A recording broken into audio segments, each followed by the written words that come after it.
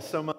Had a tremendously rewarding time here over the past 3 weeks thinking through some issues about the role that evangelical Christianity has played in American culture and politics over the past century and sort of where it might be going. So I should say at the beginning that I don't really have any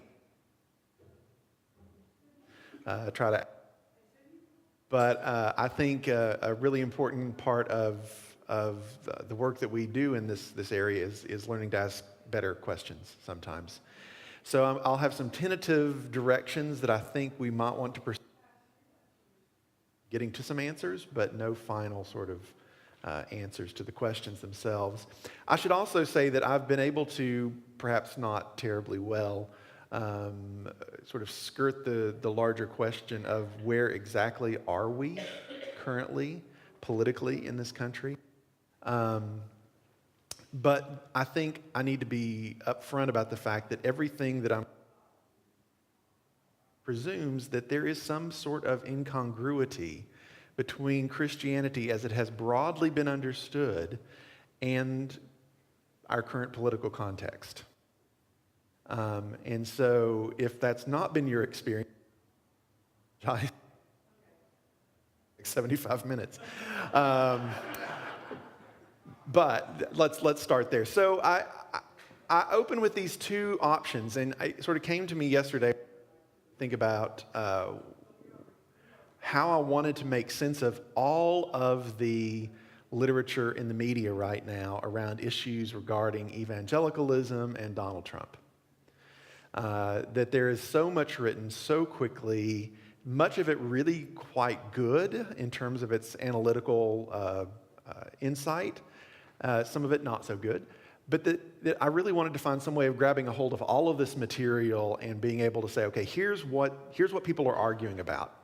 Here's what people are really concerned about more broadly. And I came to these two terms, and I have a bit of a preference for alliteration whenever I can get away with it. So I came up with apostasy or apotheosis as the way to sort of frame our conversation today. So apostasy means falling away from the truth.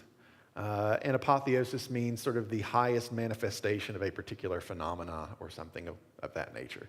So it seems to me like everything that I've come across that I've read about evangelical support for Donald Trump can be boiled down to one of these two options. Is this how in the world are evangelicals supporting Trump? Or is this not the most perfect manifestation of what evangelical political engagement has looked like over the past 50 years?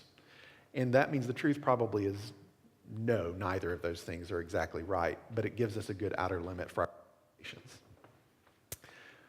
So I have quite a few cartoons, although my computer seems to be freezing.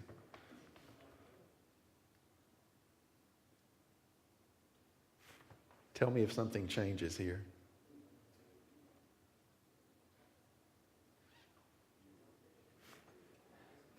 There we go.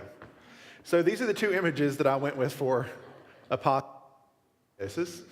On the left, if you are biblically literate, you recognize this particular image. This is a story that occurs in Exodus 32. While Moses is up on Mount Sinai receiving the Ten Commandments, the Israelites get a little restless and construct a golden calf and proclaim, "These are your gods, O Israel, who brought you up out of the land of Egypt." That story doesn't end particularly well for most of the Israelites, by the way. So here you have Moses coming down the mountain and the evangelical voters worshiping a golden trump and claiming fake news at the Ten Commandments. Nothing is funnier than explaining a joke, I admit that. On the other side, no. On the other side, you have Trump as Jesus. You see the sign that he's making here with his hands, right? So I thought these were two very appropriate images for thinking about the outer limits of this conversation. A couple others I've come across, perhaps Mike Lukovich, seeing that perhaps there's a difference between what Trump is pursuing, what he's thinking, and what those who are along for the ride perhaps perceive. in his actions.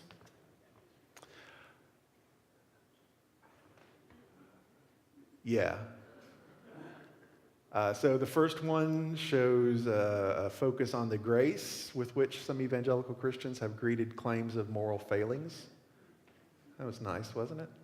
And the other, once again, Trump as an angry Jesus, giving sort of an anti-Sermon on the Mount, if you want to think of it that way. And then finally, and then we'll move on to something really interesting. Another, which kinds of transgressions are perhaps allowed, permitted, and which kinds of transgressions would perhaps be problematic from an evangelical perspective, and the way in which that can sometimes explain some things maybe that are happening. I'll come back to it. So you remember a couple weeks ago I showed you a picture of Jesus holding the Constitution? All right. He's got another picture.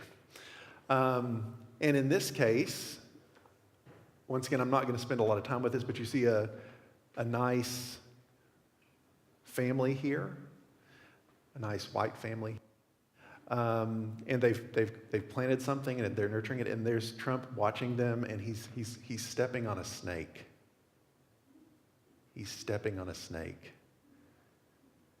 That's really interesting.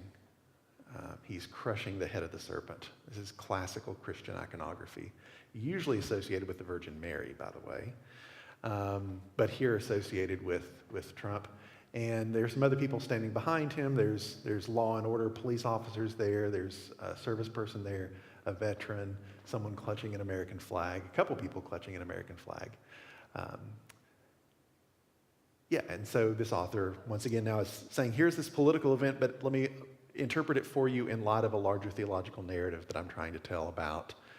This is not a politician trying to make pragmatic decisions, getting by in a world where there's give and take in terms of policy and debate and what needs to happen next for our society. This is a theological battle, and he's going to take us to a promise in this sense. So all of this flows from this one chart, which I have watched and looked at several times now, and I'm still struggling to wrap my head around fully. In 2015, about 48% of white evangelical Protestants had a favorable rating for Donald Trump. Now that's actually pretty high, I would have guessed, in 2015, given the fact that they had folks like John Kasich, governor of Ohio, who is a perfectly acceptable evangelical candidate in terms of being able to mark off a lot of political issues that were important to white evangelical Protestants. Or someone like Ted Cruz, senator from Texas, who is sort of like the Platonic form of an evangelical in a lot of ways, and given his Hispanic heritage, his background was hoped to be a way of reaching out beyond sort of simply white evangelical Protestantism. What's interesting is, as you move through 2016, the numbers go up. At the time of the election, there about 61% have a favorable rating. Now, 81% voted for him in exit polls, but I think that's not to say, well, what were the other 20% thinking? I think this particular polling institute has a very concise definition of evangelicals that we might want to question.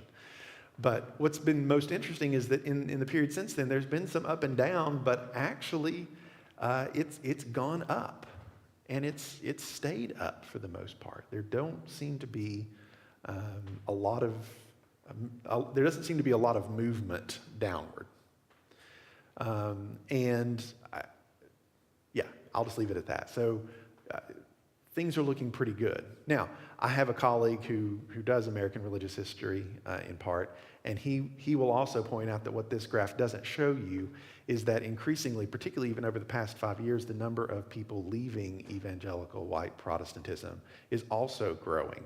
So what you are getting is an increasingly narrow band of analysis from people who are the truest of true believers. And so perhaps it's not particularly shocking that number is going up as the number of people who qualify in that category is decreasing nationwide.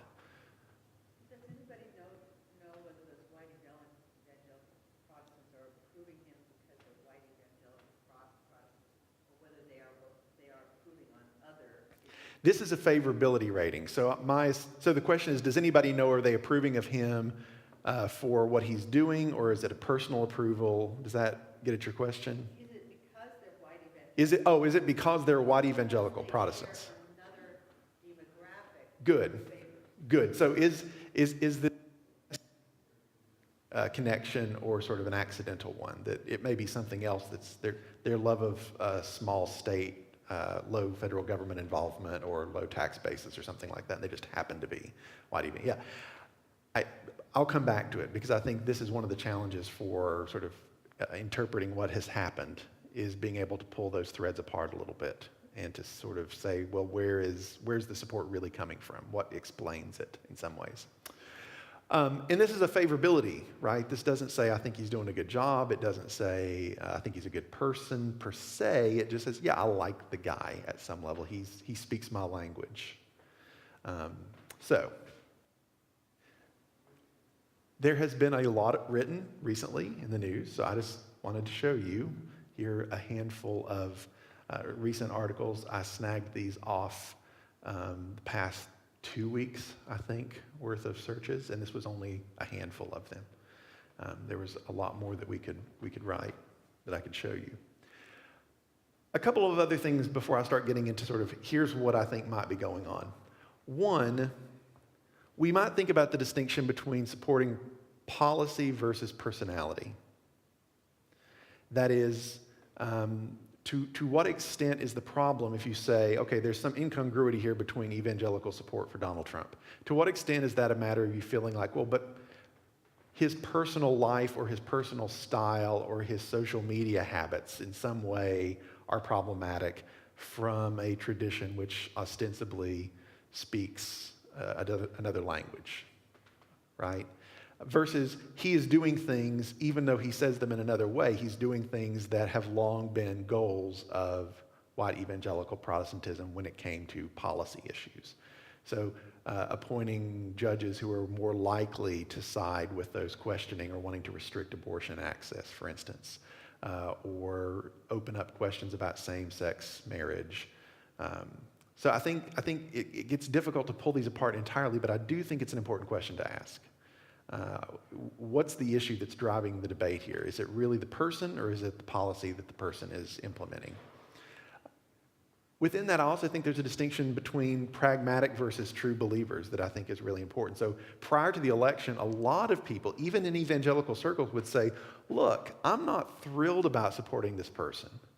I'm not saying he's a good man, per se, but he's going to have one of ours beside him. He's going to have Mike Pence with him. And he'll do the right things. And so I'm going to hold my nose and I'm going to vote for him because at least he's not the Antichrist. That's Hillary, right? I'm only partly joking that was the thought process, right? That anything would be better than their ancient enemy from the 90s, Hillary Clinton, right? With all the assumed misogyny present in my analysis of that, right? I'm not willing to take the fact that it was a woman running against him that got him a couple extra votes for some of these folks. Versus true believers, like people that think, no, he's God's instrument sent to reclaim America as a Christian nation. I don't know that we can lump both of those people into the same category. I'm not sure that's fair to those who may have made a pragmatic decision. Because they thought if they hadn't made that decision, things would have gone in a radically different direction. It's not offering excuses or anything like that, but I think they're different groups here. And then cultural versus religious. I may say more about this in just a second because I have this is part of the direction that I'm going and trying to think through this myself. So I want to take a couple different passes at this question and sort of say, well, maybe this is partly what's happening. None of these, I think, are sufficient explanations, but each of these in their own way, I think, contribute something to our understanding of what's going on. So, The End of White Christian America is a fantastic book, and I'm not just saying that because I get a kickback. I don't get anything for promoting this book, but it's in paperback now. It's available wherever books are sold.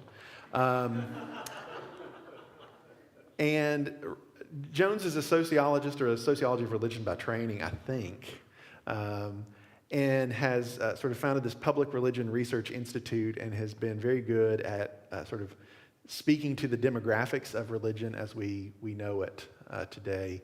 And in this book, he writes about the death or the end of white Christian America. And I just want to read you a few passages from the very beginning. He opens with an obituary for white Christian America. After a long life spanning nearly 240 years, white Christian America, a prominent cultural force in the nation's history, has died. White Christian America first began to exhibit troubling symptoms in the 1960s, when white mainline Protestant denominations began to shrink, but showed signs of rallying with the rise of the Christian right in the 1980s. Following the 2004 presidential election, however, it became clear that white Christian America's powers were failing. And he goes on from there to talk about sort of it succumbing to this in the early part of the Obama administration. And he looks at both mainline Protestantism and evangelical Protestantism and suggests that what we're seeing is the eclipse of a single monolithic idea like white Christian Protestantism as the dominant cultural fabric holding the nation together. Even if there have always been those who did not fall under those categories, it was the sort of central narrative that made it possible to talk about a shared moral vision. Even if we really debated what that moral vision was, it was the framework within which we could engage one another on issues of meaning. So he has a lot of data. He's very, very good at sort of presenting this data in really accessible ways. If you look just here for a second at white evangelical Protestantism, as he defines it, 15.3% nationally. I'm going to come back to that number later, but that's not anywhere close to a majority. It's not even close to a minority that would be able to accomplish anything without serious consensus building with others who don't share some fundamental beliefs and values with them. Okay? However, some interesting things happen if you start drilling down into these numbers. So if you look at Tennessee, for example, the number of white mainline or the white evangelical Protestant number jumps to 33%. Now I've got to admit, when I saw that number, I thought that can't be. That's way too low. Everybody I know is a white evangelical Protestant. But then I remembered that there are parts of Tennessee that are not here, right? And it made a little more sense. But it's getting closer to a plurality, a majority, right? And if you add the number of mainline Protestants to that, we're getting really close, right? So if this is sort of how people are experiencing themselves and their culture around them, this starts to make a little more sense. I was actually surprised at first that Mississippi was lower than us, but then I realized their black Protestant number was quite a bit higher than ours. And so and we'll come back to this question of race in a second too. Alabama beats us by 1 point. 1 point. Georgia, 21. And he has these for every state. If you want to have fun later, go to the website, look up how many white evangelical Protestants are in Hawaii. There's like 4 of them. No, I mean, they're statistically significant. So one explanation for what took place, so he publishes this book in 2016. He basically says white Christian Protestantism in America is dead as a cultural force. No longer can you simply appeal to white Christian Protestants to get elected. You certainly haven't been able to appeal to white mainline Protestants to get elected for a long time as a voting bloc. But now you can't even appeal to just white evangelical Protestants to get elected. That's never going to happen again. And then it does. So the paperback edition actually has a foreword that deals with, so what happened? How do you explain this? And I don't think he's wrong. I still think he's right. So there was a study that came out, this was in the New York Times 2 or 3 days ago, and it was one of those headlines that you read it and you're like, I did not need the New York Times to tell me this, but I'm glad someone has done the data collection and analysis to confirm what many of us, I think, suspected, that Trump voters were driven by fear of losing status, not economic anxiety. So one of the initial takes after the success of the Trump campaign was, the other side took their eyes off of middle class, lower middle class, aspiring middle class voters who never felt the effects of the economic improvement from the 2008 crash. And what Trump and the Republican Party promised them and offered them was a way forward into greater prosperity. So all of the other things, the anti-immigrant language, the racialized language, that really wasn't what was driving things.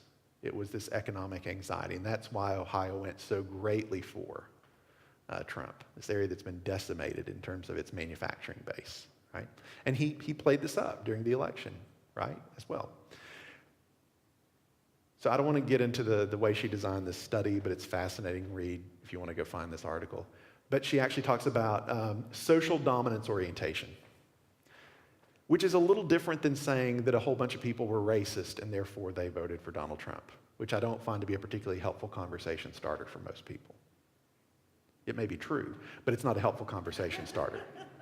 What this argues is that if you live in a culture in which you find yourself in a preferential position demographically, then you begin to experience demographic shifts as a threat to your social dominance. This is not about individual people engaging in racist behavior or harboring ill will towards persons who don't look like them per se. And in fact, I'm going to come back and argue that that's a big part of what we're facing, that we think of racism as a private undertaking as opposed to a larger social structure that we have to deal with and navigate.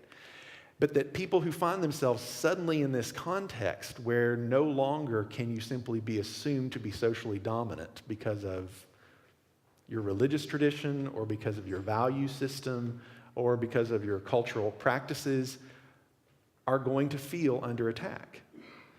One of the most striking facts that has come out of recent polling is that Trump's support was linked to a belief that high status groups such as whites, Christians, or men face more discrimination.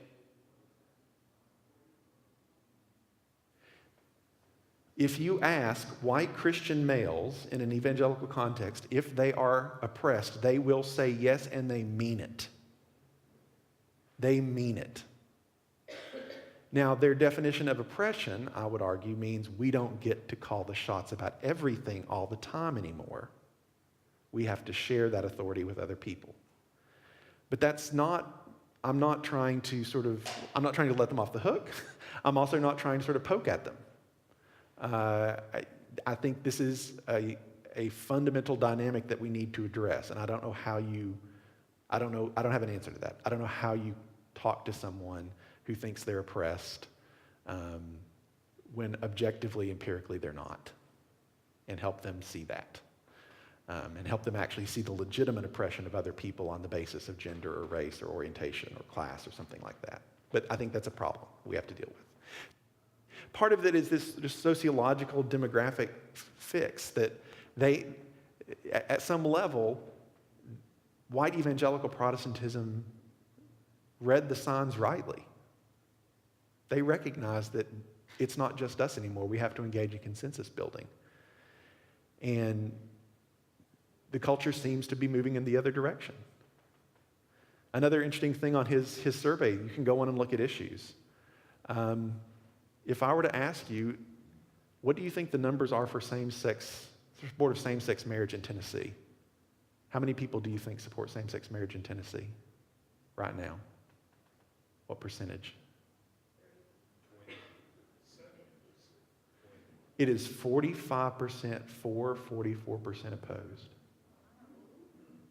And when I moved here in 2006, we passed a constitutional amendment saying that marriage was between a man and a woman, and there was only 20% who voted to say no, don't do that to the Constitution. So something is going on. And that's one tiny piece, right? Just one tiny bit of data, that things have changed really, really quickly.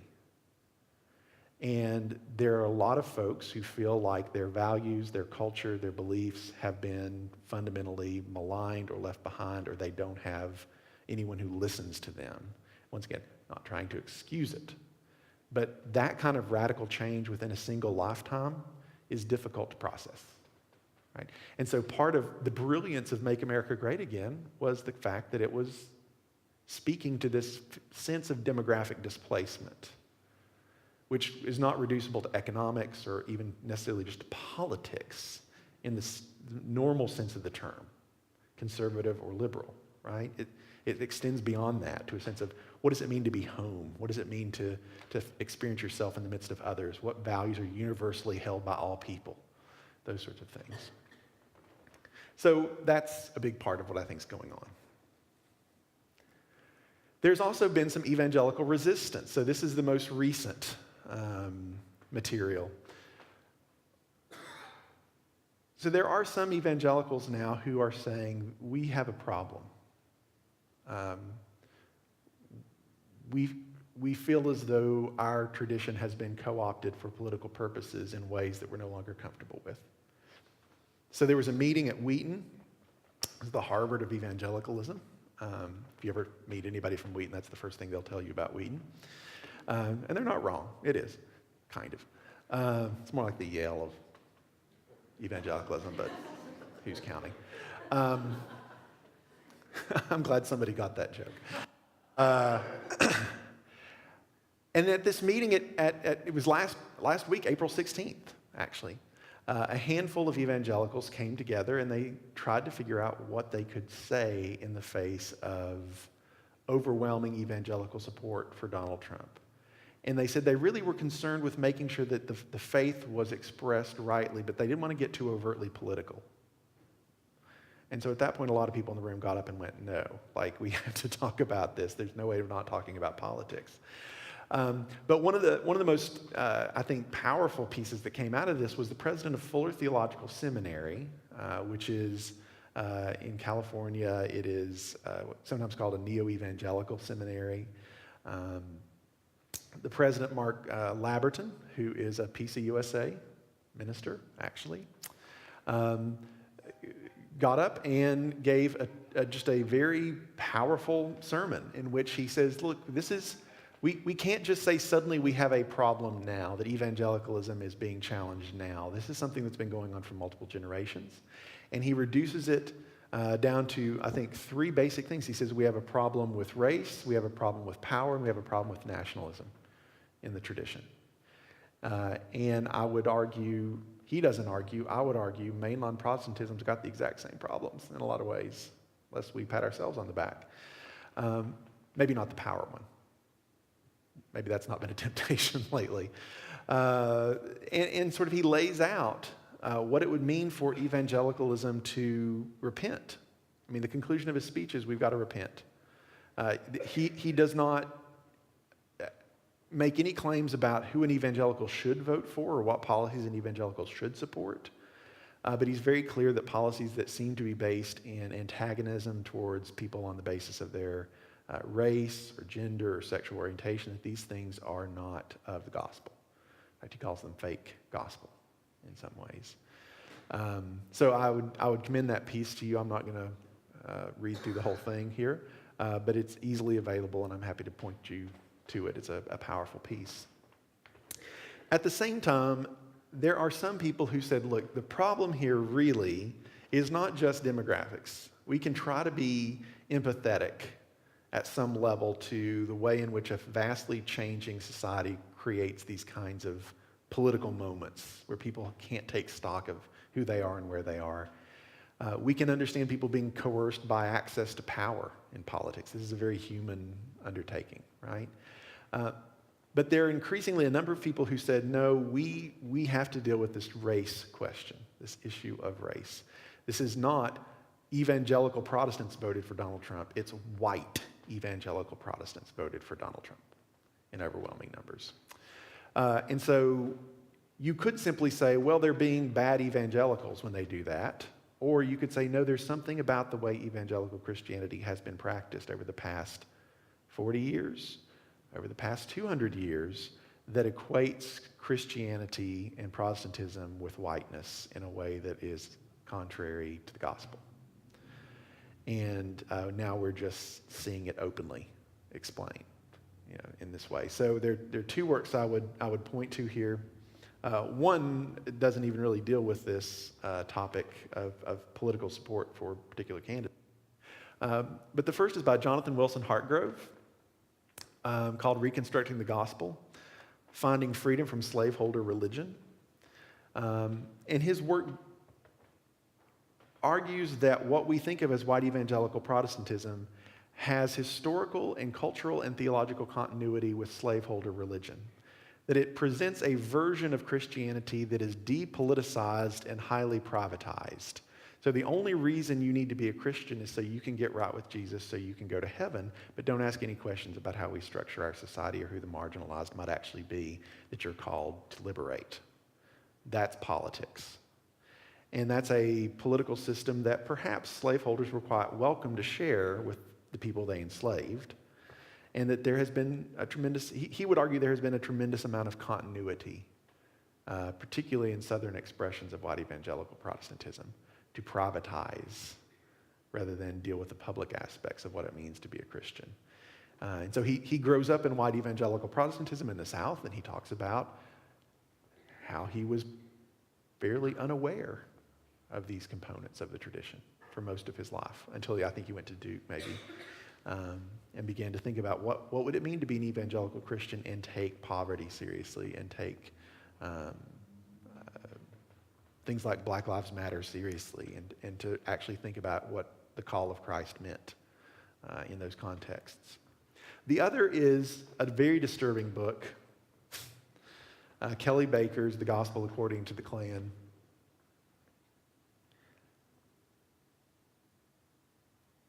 How do I want to say this? Growing up in East Tennessee in the 1970s and 1980s, my understanding of the Klan and white supremacy was those are people on the margins. Those are really bad racist people on the margins. And people would tell me this in my extended circle of friends, many of whom I think, looking back, were probably pretty racist too.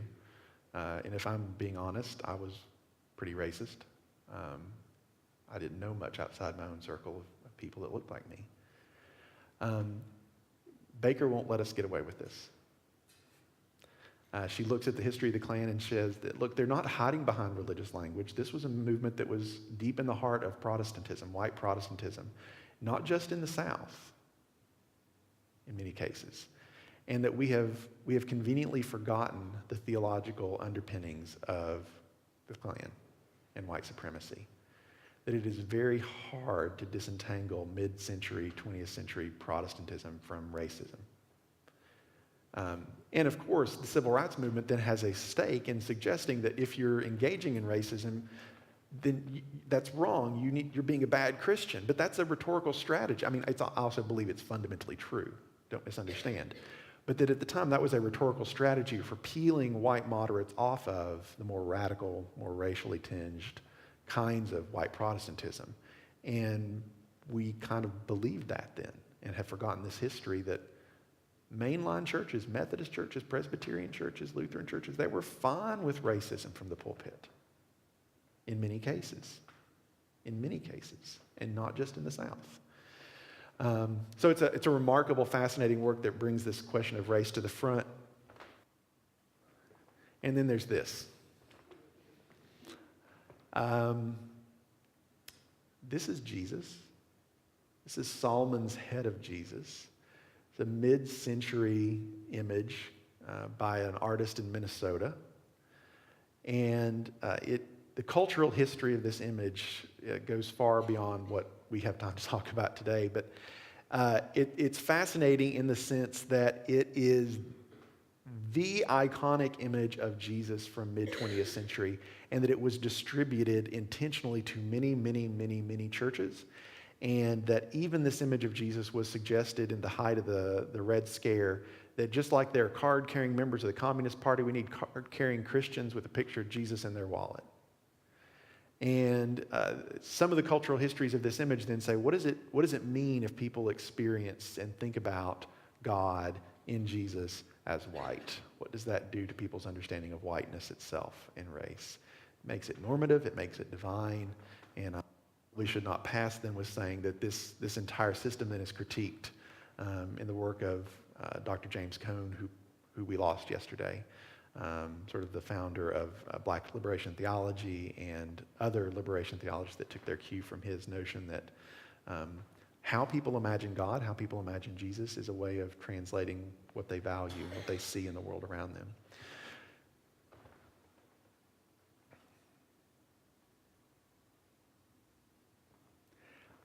One last piece.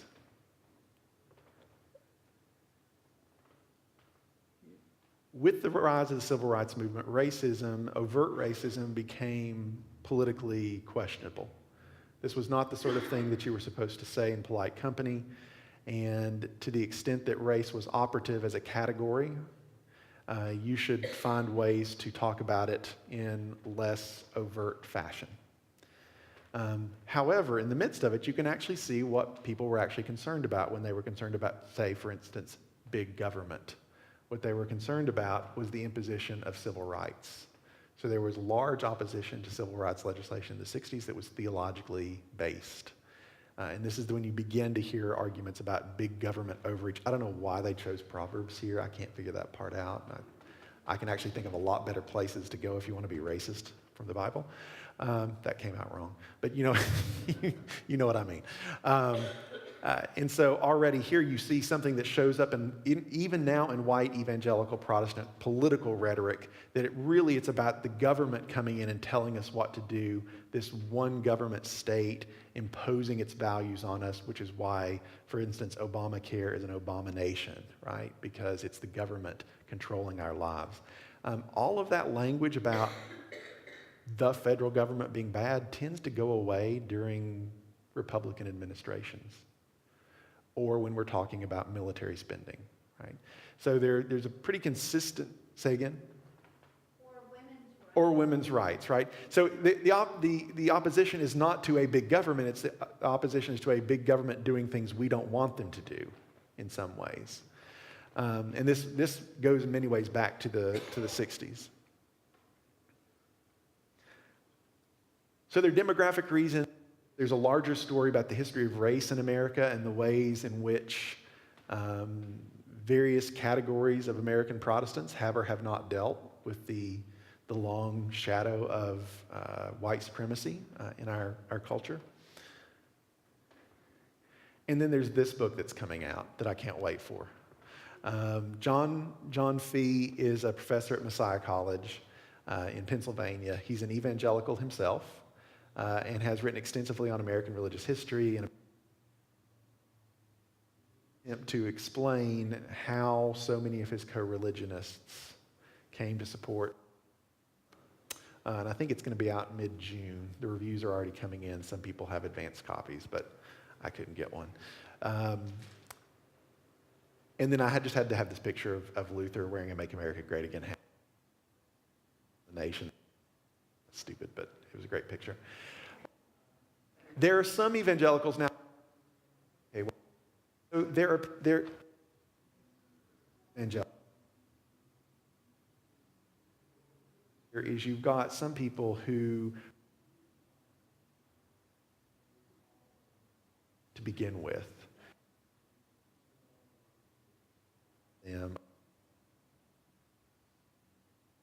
and presenting their question then.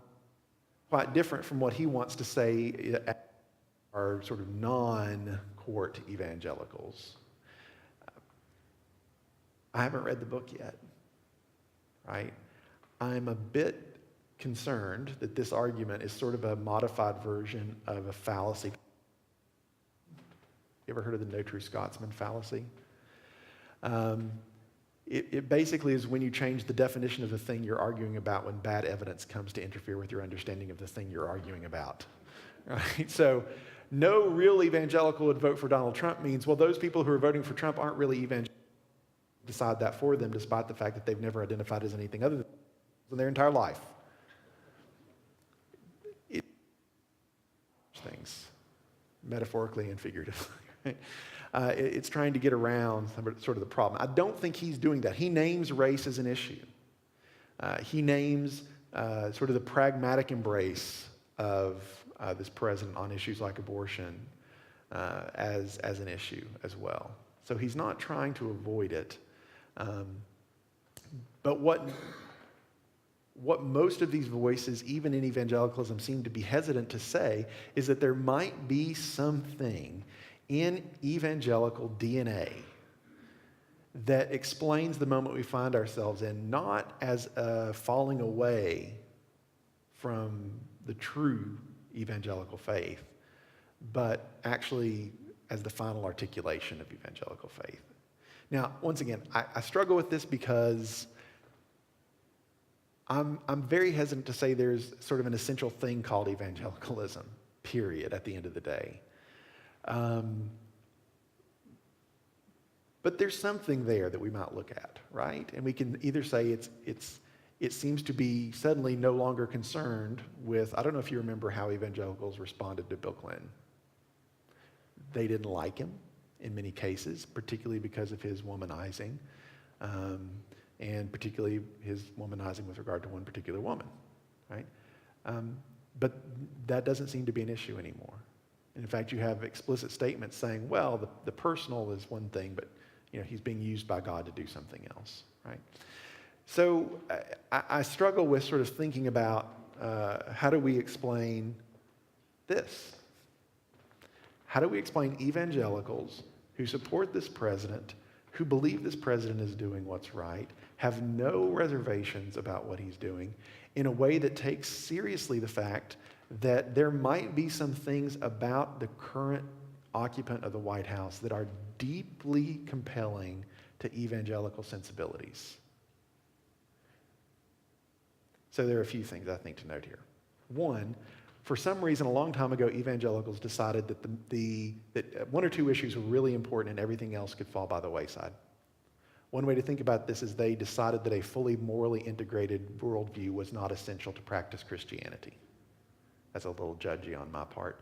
But that what you really needed to know was, what do you believe about X, Y, or Z, and then I know everything I need to believe about you. What I need to understand where you are and who you are and what you believe. So abortion, for instance, as I think I mentioned a couple weeks ago, becomes the single issue about which you should think this or that, and everything else then is secondary. Now, why abortion? A couple reasons. One is, I think, completely, so when I do ethics at Maryville College, I'll often talk to students about there are a whole host of moral and ethical problems we face now that are simply the result of advances in technology for which we really do not have any good guidance from the larger Christian or more broadly moral tradition. So, for instance, when my firstborn was 7 weeks old in utero, we took her picture. And she's a cute little fish-looking thing in that picture. But I could see this living thing, and therefore it triggered all sorts of responses in me in terms of thinking about my moral obligations, in terms of thinking about the future of this living thing, that the vast majority of human beings who have ever lived have never had to actually try to navigate or think about in any way whatsoever. So even if you go back to medieval philosophical, theological distinctions about this matter, St. Thomas Aquinas thought that really anything prior to the ensoulment of a fetus was not problematic morally. When is the ensoulment? Well, the quickening, when the mother can start feeling the fetus kick. That's when God gives it a soul. So anything before that really is not morally problematic. He wasn't universally agreed with, but that was a possible Christian response to the question of abortion. What can we do now? We can see. And because we can see, we have to think about it in different ways. And the ability to see earlier, better, is increasing every day. I'm not, once again, trying to answer then the question of how we resolve that. I'm not sure I know the answer either. But I can respect that it puts people in a different place. Right? So that's an empathetic answer to why abortion, that things are just different now. The less empathetic answer is that abortion, from one perspective, is not about protecting unborn life. It's about controlling female sexuality. And evangelical Christianity, as it's been practiced in this country, is highly patriarchal. It encodes a patriarchal system that puts men at the top of the family unit, that places sort of Father in the sky who has set a moral order in place, and the way you are good is by staying in your place. Anyone who wants to stay is a danger. They are a threat to the entire order, not just to the issue at hand, but to the entire order. So what abortion does is it gives women control over their personal, professional, economic, sexual lives. Because having sex with a man now no longer is something that can restrict you in certain ways for the remainder of your life. So that's problematic. Even if we said, look, some people held their nose and they voted for him because they thought abortion was really important, we still might want to say, yeah, and is that the morals that Christians are always comfortable with? Should Christians always be comfortable with a moral system which makes that sharp division between male and female in the way in which they engage the world?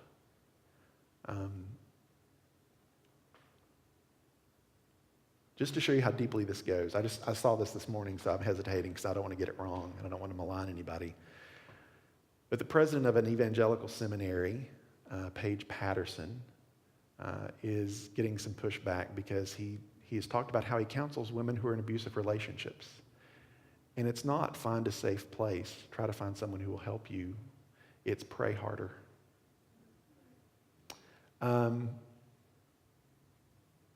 If I'm trying to be analytical, right, I say, okay, you think the way in which the world has been set up based on gender and that being in your appropriate role is important. Good to know. Right?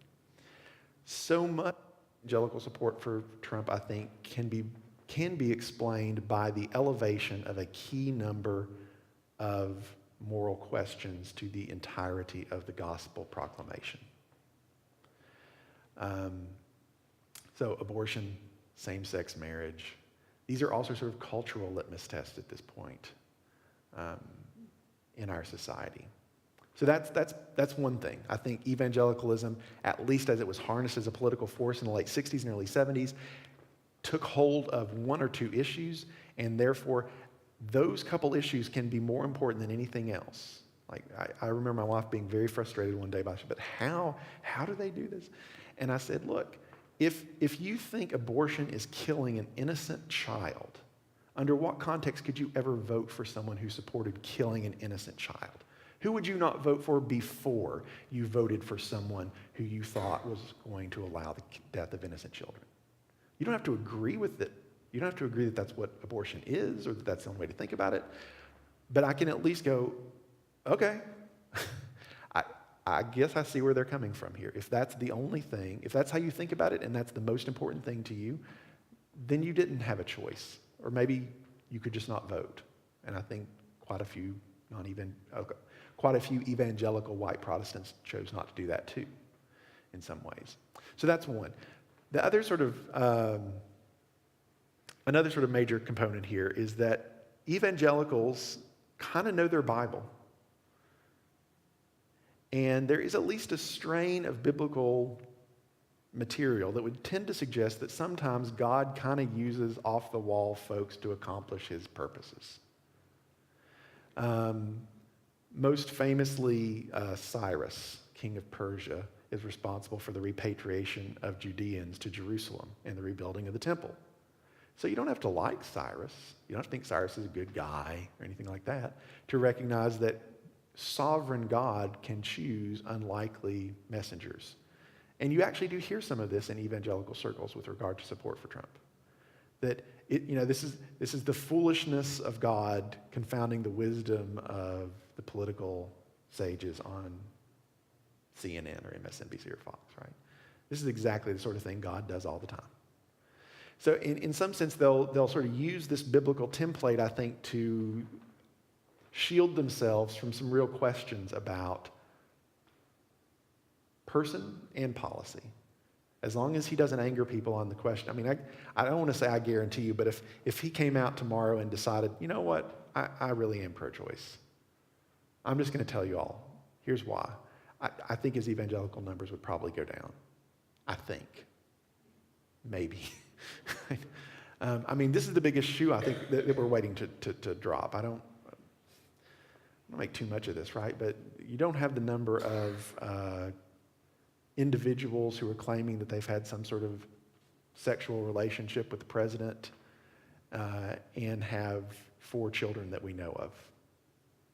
I'll put it that way. And so I think it may be one of these questions: what happens if there is evidence of him paying for an abortion or something like that? What would happen to his evangelical support? I think at this point, half of them would simply say, well, that's fake news cooked up by the fake media to try to discredit our leader, right? So abortion or same-sex marriage is an issue, this larger biblical template that can be used. And then the third thing, and I hesitate with this, but there is a strand of authoritarianism in evangelical Protestantism. There is a deep strand of it that what you need to do is you need to listen to the preacher, because he knows what's right, and he's talked to God. And if you disagree with him, you're not just disagreeing with the preacher, you're disagreeing with God. I have heard this myself, right?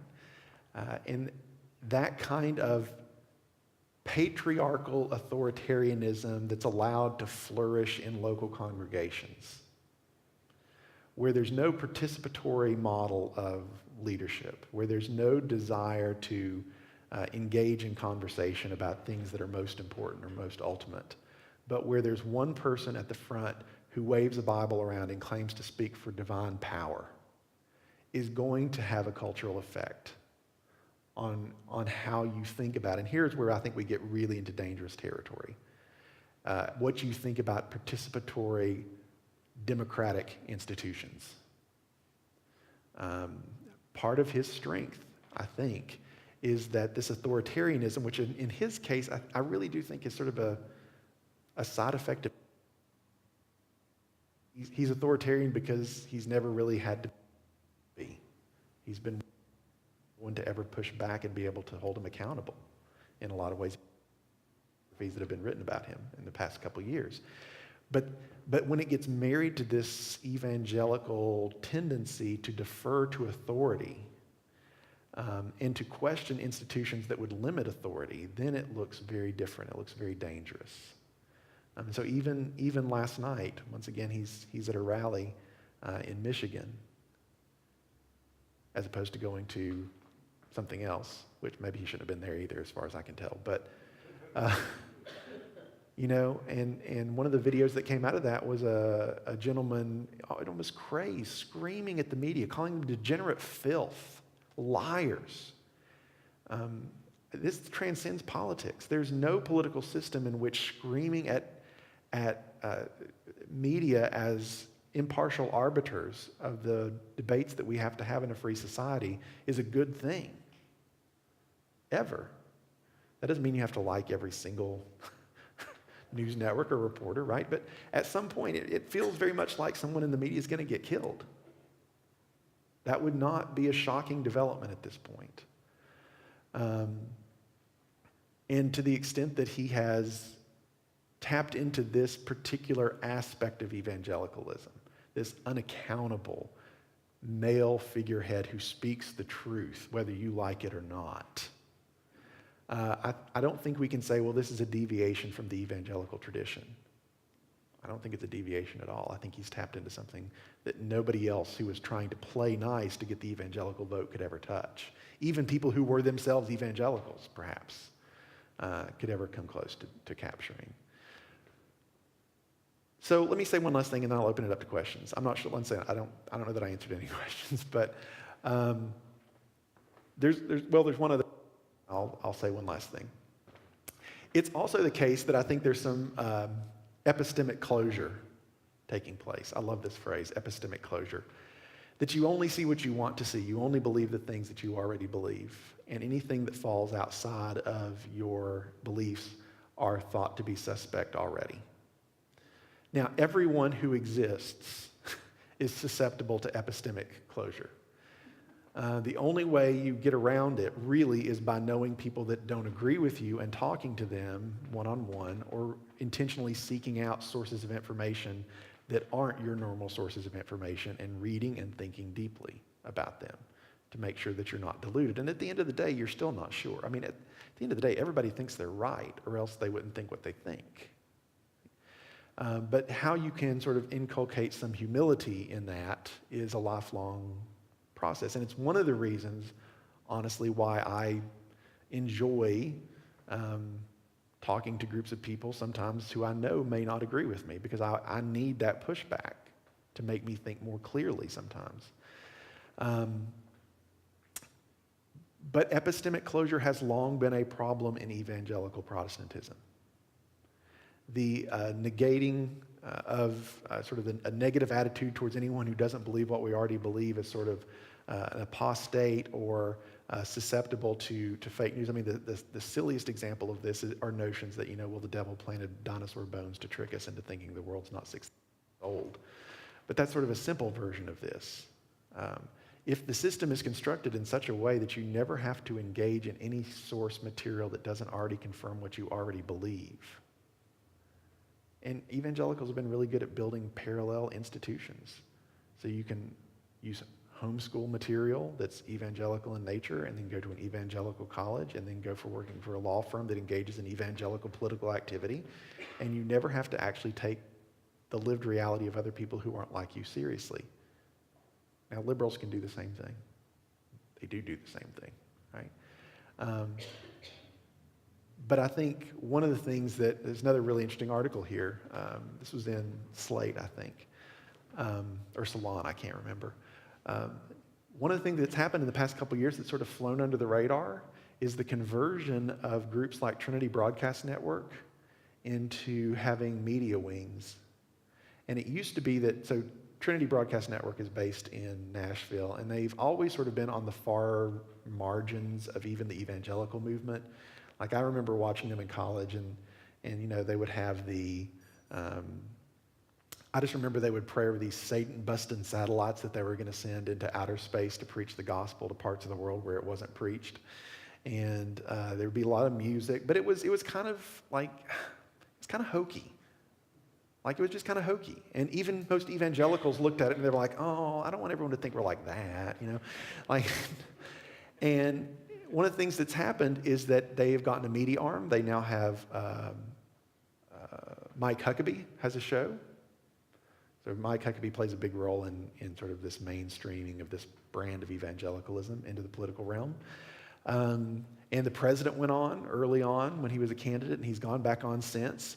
And one of the things that the authors of this piece note, that there are lots of people that watch this, and they treat it just like they would treat NPR or CNN or MSNBC. And that you will never hear anything that contradicts what the White House and the party wants you to hear. That it is functioning like a closed circuit system.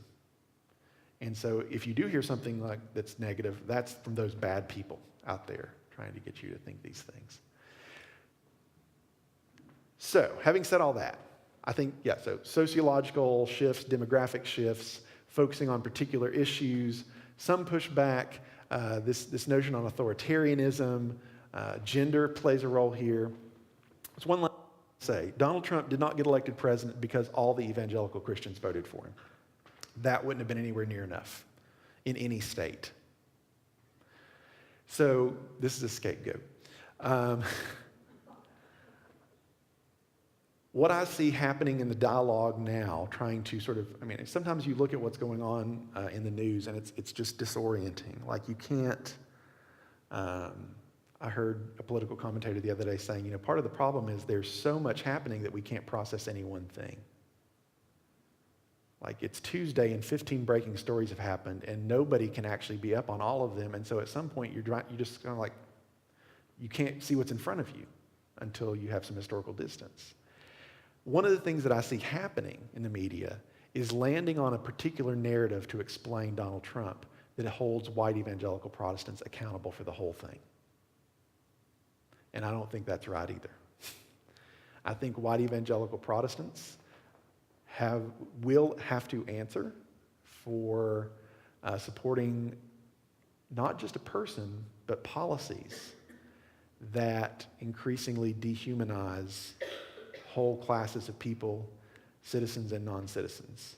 And that reckoning, I will now speak not as an academic, but as a baptized Christian, will come. And I hope it comes with grace. But it will come. But that's not all that's happening here. There are larger cultural trends, and what concerns me is that those cultural trends are perhaps not being explored with the same level of, here's this easy story, 81% of white evangelicals voted for Donald Trump, what's up with that? Well, something, but there's a lot more going on, and I don't know that I have the historical distance to even begin to think what that is necessarily right now, other than it's happening other places too, in Western Europe. So, now that I didn't answer any questions, what other questions can I not answer? Wait for the mic so everyone can hear you. You talked about dialogue. So how do you best dialogue with people from the opposite corner? I don't know.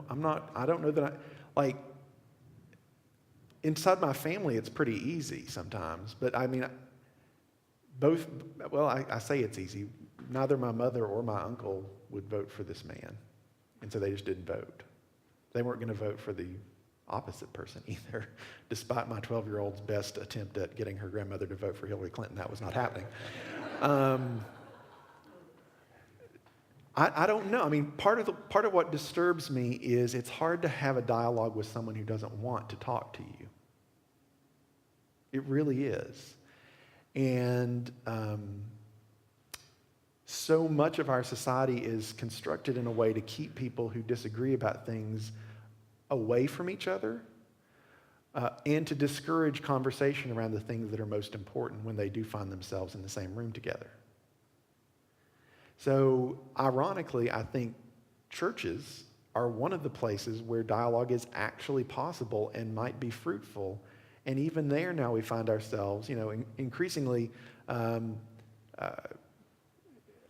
blanking on her name, Dinah Butler Bass had a great Twitter thread this week where she's talking about, preachers are getting threats now because they're perceived as saying something political from the pulpit. You can't preach and not be political. The gospel's political, period. It may not be partisan, but there are some consequences for believing Jesus Christ is Lord. And we have some pretty good ideas about what that might look like in the current context. And apparently it doesn't look like, being opposed to a tax cut, if we're to believe the reports that we're getting out of the House. So I don't know. I don't know where you would go to really sit down with someone and say, okay, explain how the world looks to you. And then them listen. But maybe I'm not trying hard enough.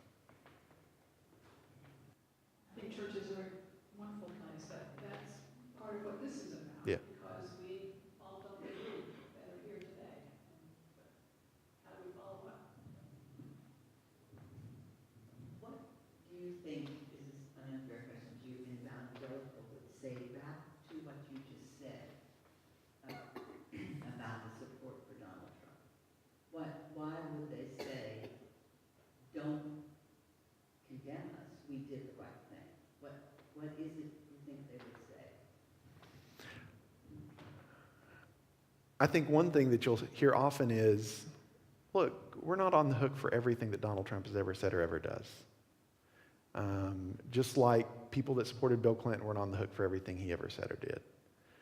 But we think that he is trying to move the country back to a position in the world that's more forward thinking in terms of its military strategy, and look at how that's paying off. Like North Korea is shutting down its nuclear sites. Isn't that great? And you just don't understand. You're thinking about this in physical terms. Like there's a larger story here about Jesus coming back, and he's doing everything he can to look out for those who matter to God. He's looking out for the unborn. He's looking out for traditional family and for people to be able to practice their religious traditions without being told by the government that they now have to redefine marriage. Right? So I think an evangelical would say, of course you don't see the good things he's doing because you don't think they're good. Now, and what's the response to that? We have to have a conversation about what underlying things we think are good, and that will inevitably entail us talking about what the Bible is and how we ought to read it and what the point of being a Christian is and what our calling is. And if we don't agree about those, then the conversation at some point may end. But maybe now they know at least one godless so-called Christian that they kind of at least took the time to take them seriously. I think this is one thing that I think if I'm going to be critical of the Obama years, and maybe it wouldn't have mattered, but I wonder what would have happened if during the midst of all of this conflict we saw those of us who were for, say for example, legalization of same-sex marriage would have seen ourselves not as battling another group, but as moving towards a goal and trying to at least be in conversation with that other group. Maybe it wouldn't have mattered. But I mean, if this is about sensing that you're losing social capital, there are ways you can help people feel like they still have social capital even if the culture doesn't agree with them. And maybe we didn't do enough of that. I don't know. First of all, I apologize, I think this last week, and so if you address this, then I'll find out from somebody else. But earlier today, you mentioned how some evangelicals viewed Hillary Clinton as the Antichrist. Mhm. So have you heard any discussion regarding a potential fear of Donald Trump being the Antichrist? But it seems like he has some of the characteristics that are described in some sections of the Bible. So has there been any discussion that you're aware of regarding that? Only snarky only snarky by sort of secular liberals. Sort of a way of saying, oh, look, this person is opposed to everything that Jesus ever taught. Usually because those who might do so are not operating with the same understanding of Christian history and the end of Christian history. And so to pull up a category like Antichrist is not in their arsenal in the same way. So I have heard it, but it's usually not from people who are coming from a particularly religious perspective. Most, I think, progressive or liberal or moderate Christians just go, what? I mean, it's not going to that level of seeing it that way.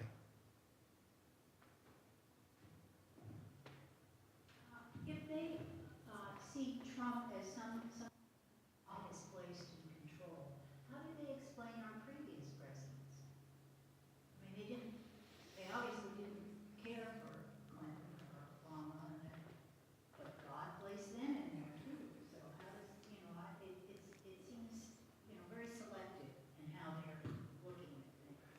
I have a really good friend who teaches religious studies who's Jewish, and I took this from her. Consistency is for pudding, not theology.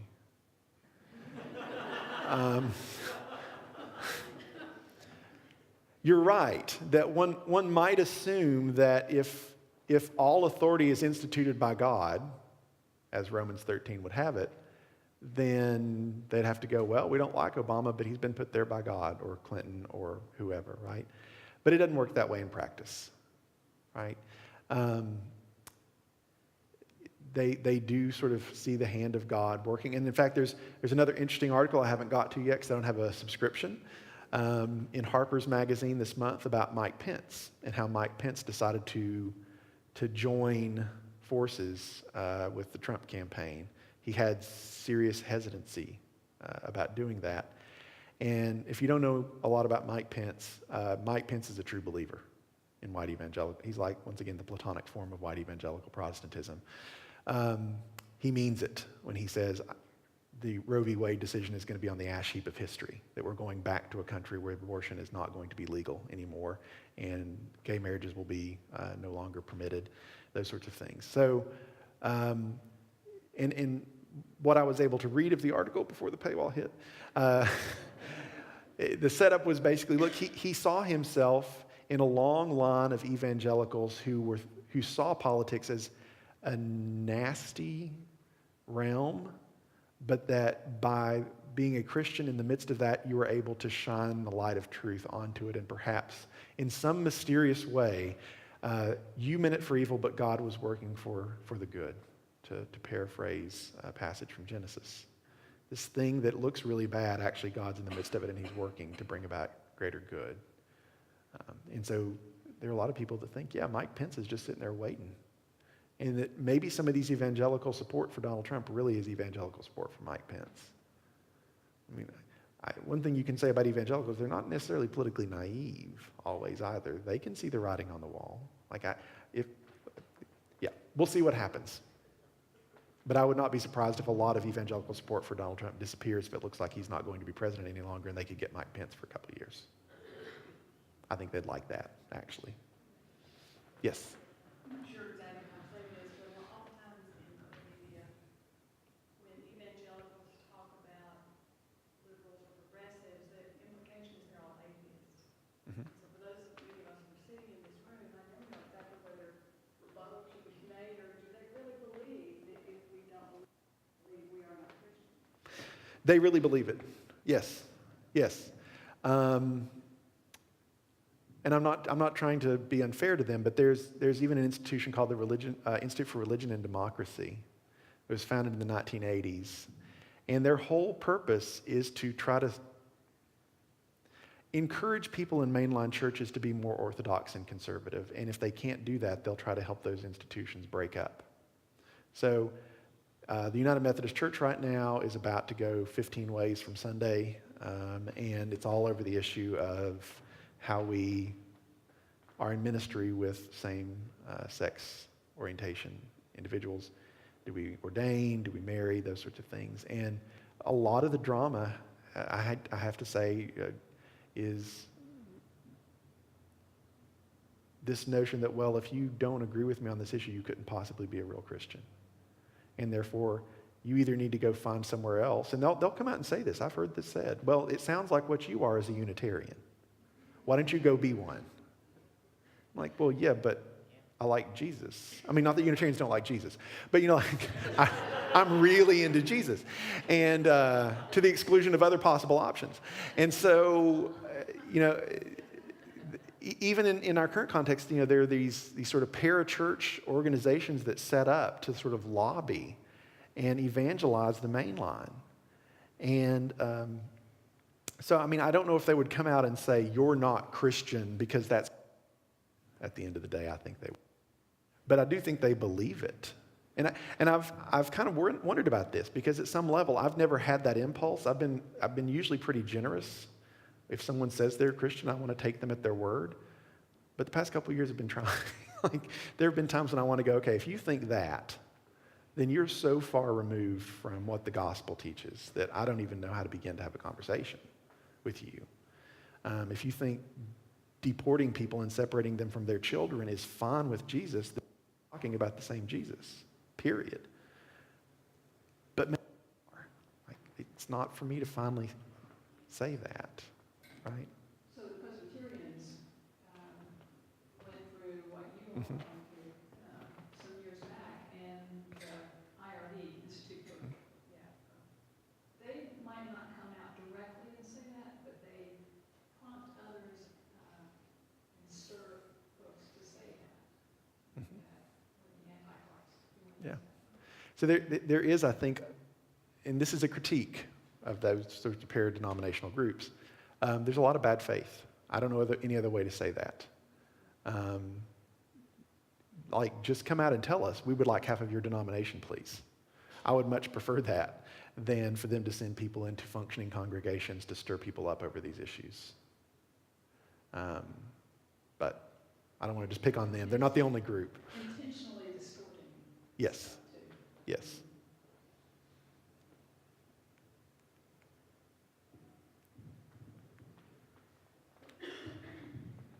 Are the evangelicals pretty much in agreement with Trump on issues like gun control and climate change? Yes.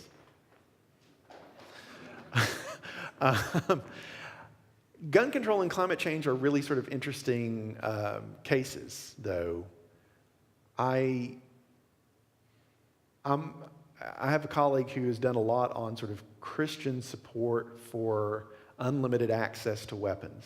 And I have to say that my version of Christianity, as I understand it, which is only partial, cannot wrap its head around a value or a moral that holds that I have the right to kill people because I might perceive them to be a threat and therefore I should be armed at all times.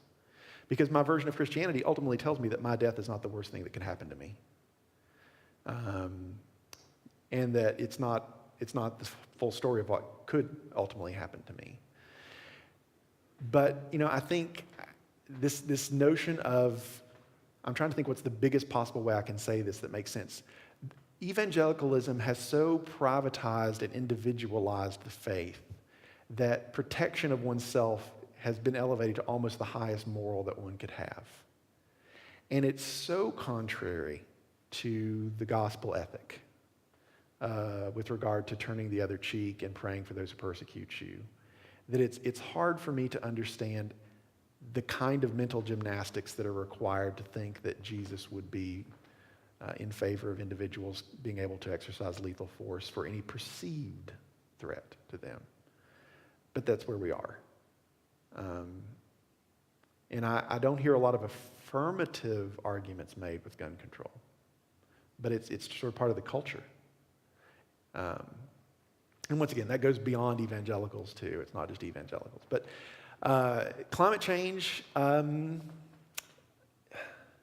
if you think that this world's about to pass, then why should we care for it?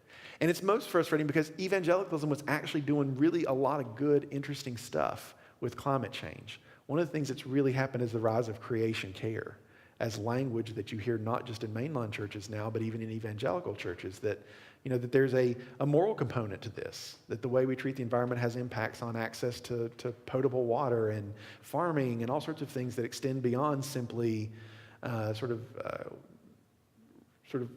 how are we treating the environment as such, but what's the effect of that treatment having on other populations of people. And so to sort of close that down, to me, seems particularly difficult. Because there was quite a bit of progress being made on climate change and quite a bit of process, I have to even say this, being made on race.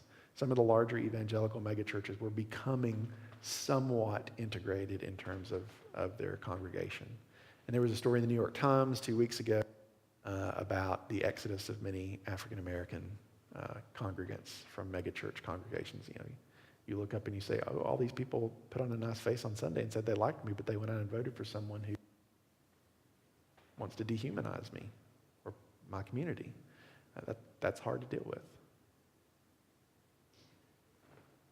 Any more questions?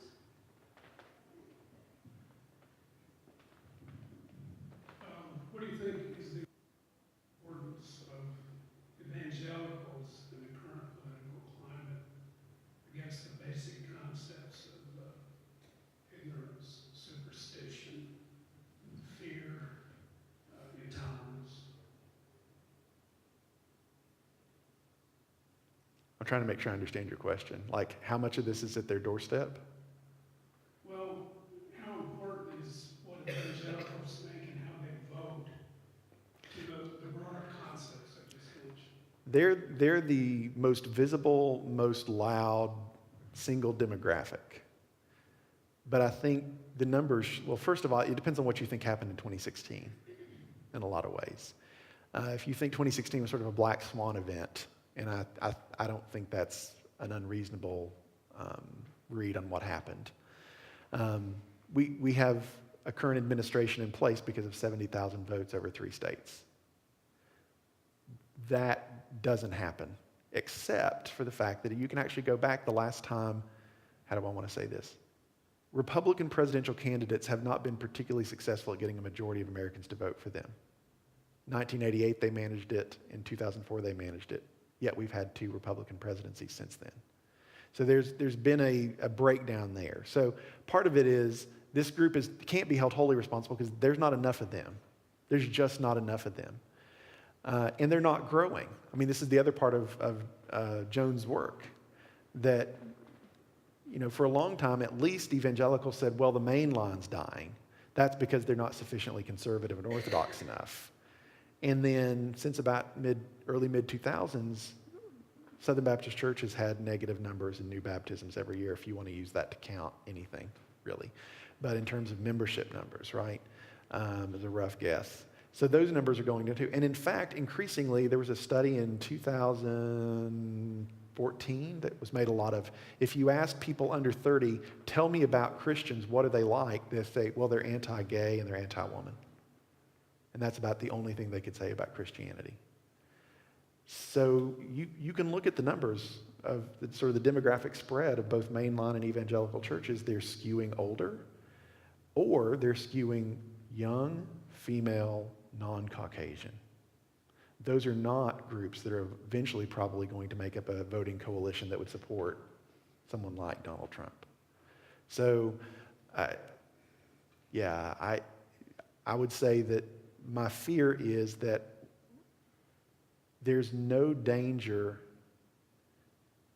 there's nothing as dangerous as a wounded animal that's been cornered. And I think that's where we are. I'm not trying to freak anybody out. But we have a group of people who have been accustomed to being in power and having some cultural dominance, and they don't, and they're not going to again. And the question is, what gives first, them or our institutions? And my money's still on our institutions for now, because I just don't think minority rule would last long in America. So America would change, or something would have to give. So leave us with a word of hope. Biggest question of all. We've been here before. We're in a periodic cycle where, as one of my colleagues says, white Americans are freaking out about the loss of power and control. And we've been here before, and it's always destabilizing, and it always seems like everything's about to fall apart, and then it doesn't. Now, this is a colleague who's teaching a class called The Long 1960s, and he's taking his students through Watergate day by day. And so perhaps that's coloring his perspective of this. But, you know, the thing that's frustrating, I think, to me is he seems untouchable. And he is, until he's not. And then suddenly, I think part of what I'm already seeing in some of the media narrative about evangelical support for Donald Trump and this group at Wheaton, and I'm going to be really happy that we're there one day, but I'm then going to be mad that I have to deal with this, is a whole bunch of folks in this movement saying, oh, we never really liked him anyway. Those were not real evangelical followers. Those were just hangers-on. No, this is the real thing. People believe it. And, you know, we need to talk to them about why they believe it and be in dialogue. That's what a democracy does. You talk to people who hold beliefs that you find absolutely abhorrent and try to find if there's some way you can live together. Because you don't have another choice. There is no other choice. Now, you said, is there a word of hope here?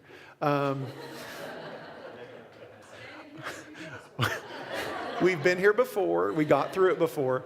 If I'm not speaking academically, once again, if I'm speaking as a baptized believer here, the gospel has encountered much, much worse. And the foolishness of Christ has overcome things far more sophisticated. And I don't know what that means for the future of Christianity in America, but see the reduction of our number as a bad thing, but see it rather as an opportunity for a new kind of faithfulness in the midst, and a new kind of witness, where it's not just what church do you go to, but what gospel do you actually preach? And is that a word of hope for the world?